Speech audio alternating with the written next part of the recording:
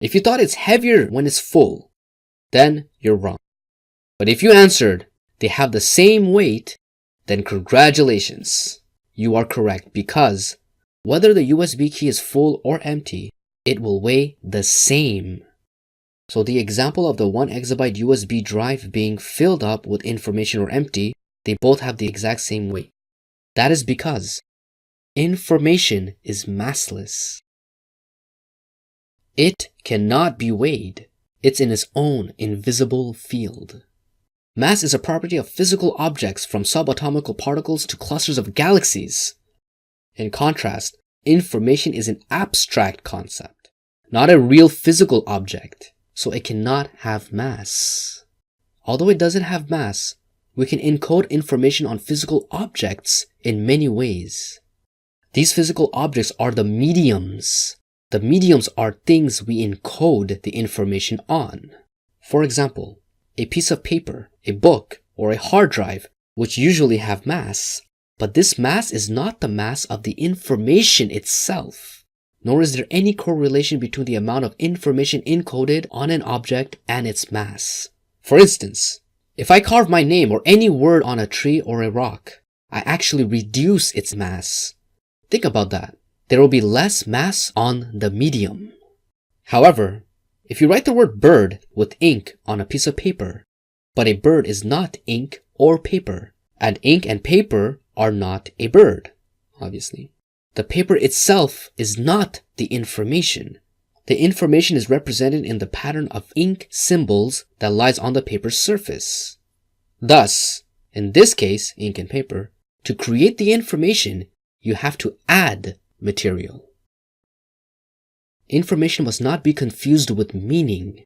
For example, two messages, one of which is heavily loaded with meaning, and the other of which is pure nonsense, random, can be exactly equivalent as regards to information from the present viewpoint, same amount of letters.